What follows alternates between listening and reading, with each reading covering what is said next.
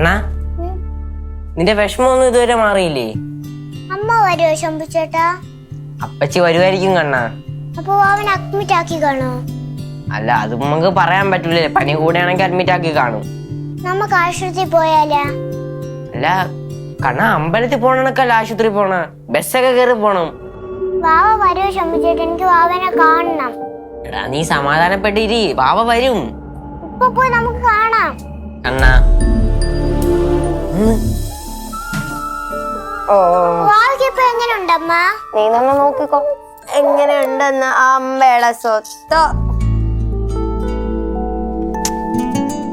Doctor എങ്ങനെയുണ്ട്? കൊള്ളാം. കൊള്ളാമോ? നന്നായിരിക്കുന്നു. അല്ല അഡ്മിറ്റ് ചെയ്യേണ്ടി വരുമെന്നല്ലേ ചിറ്റപ്പനെ വിളിച്ചു പറഞ്ഞ? എടാ അത് മരുന്ന് കൊടുത്തിട്ട് കുറഞ്ഞില്ലെങ്കിൽ അഡ്മിറ്റ് ചെയ്യേണ്ടി വരുമെന്ന് പറഞ്ഞു. മരുന്ന് കൊടുത്തപ്പോഴേ അവർക്ക് കുറവുണ്ട്. അല്ല ഇതിനെവിടെ നിന്ന് കിട്ടി? അത് നാത്തു വന്നായിരുന്നു, അപ്പൊ അവിടെ കൊണ്ട് വിട്ടിട്ട് പോയത്. അല്ല ഇപ്പൊ ഇതെന്ത് ചെയ്യണം? എടാ അത് കഴുകാനുള്ള തുണി വെക്കുന്ന അവിടെ കാണാ, കൊണ്ട് വെക്ക്. ഇതല്ല, അതവിടെ കൊണ്ട് വെക്ക്. ദമയന്തി കഴുകിക്കോളൂ.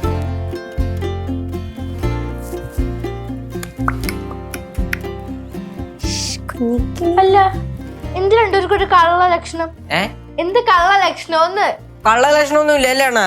ഒട്ടുമില്ല. ഒട്ടുമില്ല. ഉണ്ട്. ഓ ഇല്ല, നീ നിന്റെ അത് കൊണ്ടുവയ്ക്കാൻ പറഞ്ഞല്ലേ, കൊണ്ടുപോയി കൊണ്ടുപോയി. എന്തുകൊണ്ടപ്പച്ചി?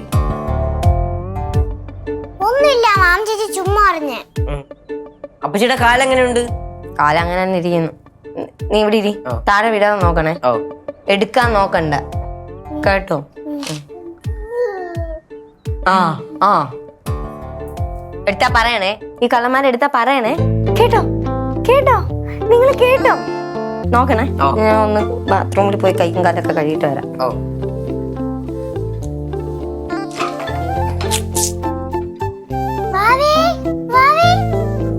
എനിക്കിപ്പൊ സമാധാനമായ, ഇനി ആർക്കും ചോദിക്കാതെ കൊച്ചിനൊന്നും കൊടുക്കരുത് കേട്ടാ? ആ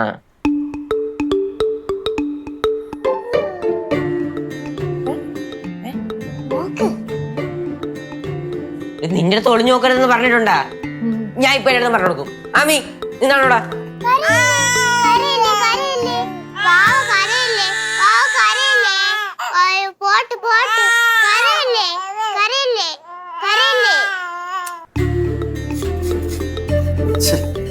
എന്തോ പറയാനും നോക്കണേ. എന്താണ് രാവിലെ തന്നെ അടുത്ത ടെൻഷനായിട്ടുള്ള വരവാന്ന് തോന്നുന്നല്ലോ.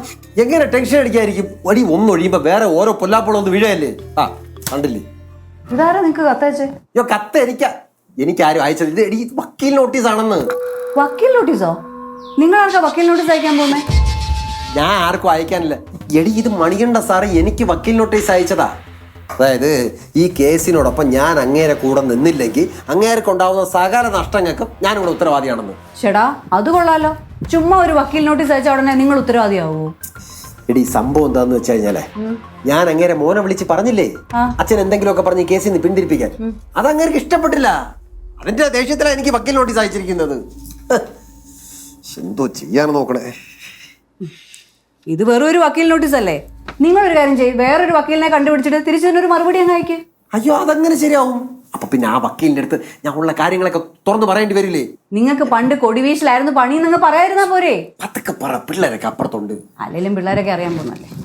ഓഹോ അത് ശരി. അപ്പൊ നിന്റെ മനസ്സിലിരിപ്പോ ഇതൊക്കെ തന്നെ അല്ലേ? അയ്യോ ഞാൻ അങ്ങനൊന്നും ഉദ്ദേശിച്ച് പറഞ്ഞതല്ല, ഞാനൊരു ഫ്ലോയിൽ അങ്ങ് പറഞ്ഞു പോയതാ. ഇനി അതും പറഞ്ഞ് നിങ്ങൾ വെറുതെ ടെൻഷൻ ആവണ്ട. മനുഷ്യനെ ഒരു തരത്തിലും മനസ്സമാനത്തോട് ജീവിക്കാൻ സമ്മതിക്കുന്നില്ല. അതൊക്കെ വിട്, നിങ്ങൾക്കൊരു ചായ എടുക്കട്ടെ? ചായൊന്നും എനിക്ക് വേണ്ട, ചായ കുടിക്കാത്തില്ല. ഫ്ലവേഴ്സ് 9ാം വാർഷിക നിറവിൽ